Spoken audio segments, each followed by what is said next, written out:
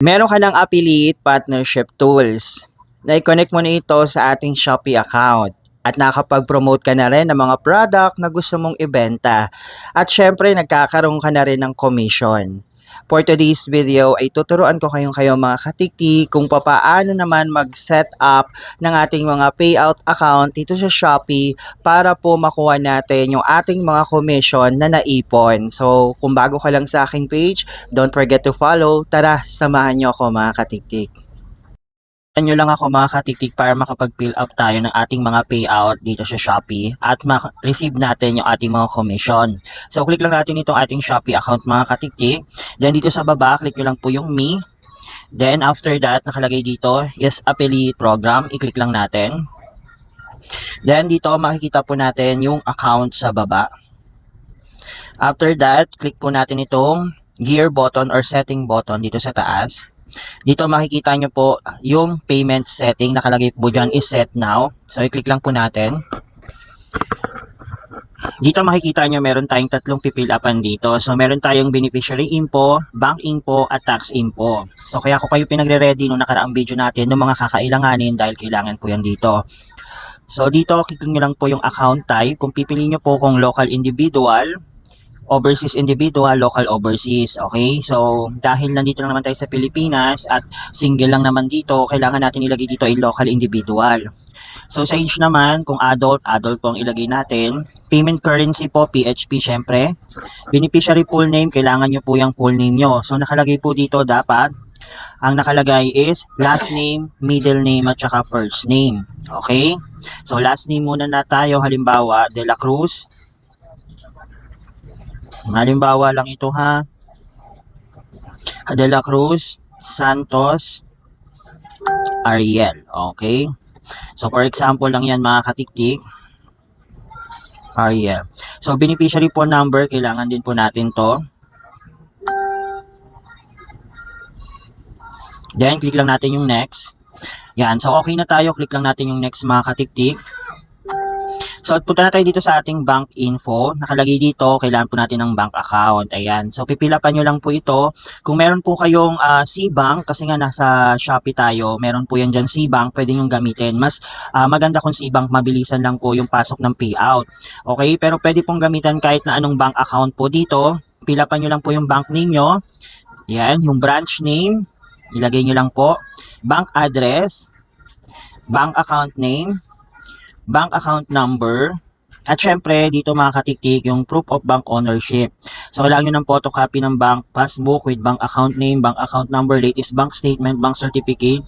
Ayan po ang kailangan. So kung wala naman po kayo nyan, tignan nyo na lang po yung ATM nyo. Kung meron kayong ATM, pwede po yan. I-upload nyo na lang. Yan din kasi yung pinasa ko. So dito sa secondary bank account mga katiktik, hindi na po natin kailangan yan.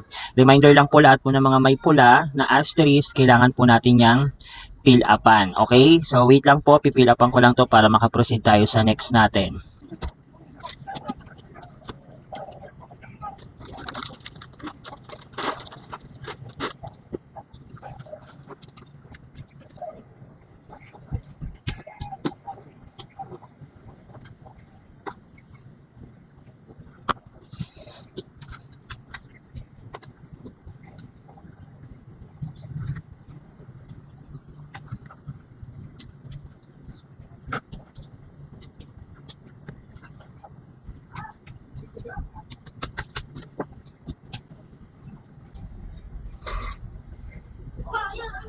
So dito mga katiktik naman ay yung ating payment setting. Sa payment setting natin, kailangan natin pilapan itong tax info. So ito pong mga BIR na ito is wala naman tayong business. So ino-no po natin yan. So yung address po natin, ilagay po natin.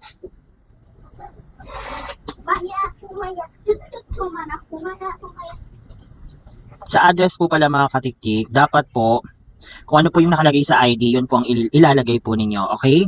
So, dito ilagay nyo po yung inyong ID, mga katiktik. So, upload nyo lang ang inyong ID.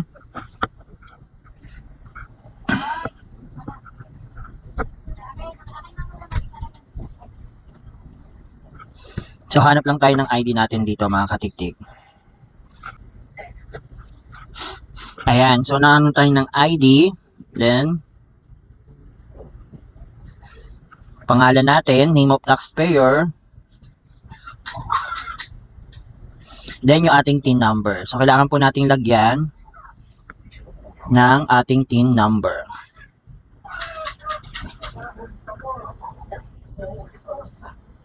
Yan, for example lang po yan natin number. So, dito sa DTI registration file, wala na po yan kasi wala man tayong business. Tax registration, wala din po yan. Then, ayan, kapag okay na po mga katiktik, isubmit lang po natin.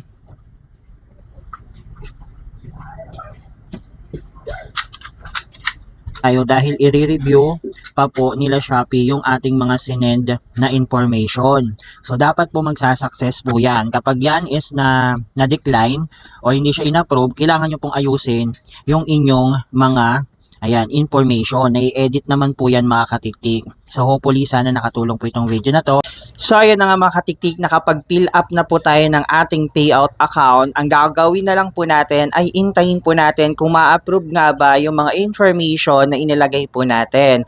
Ulitin ko lang po, kung hindi ma-approve yan, dapat aayusin nyo. Meron naman po silang notification dyan kung ano yung mga dapat nyo pong ayusin doon sa inyong mga pinasa. Hopefully, sana nakatulong tong video na to. And don't forget to follow Madam Tiktik for more video tips and tutorial. Ikikikikikik!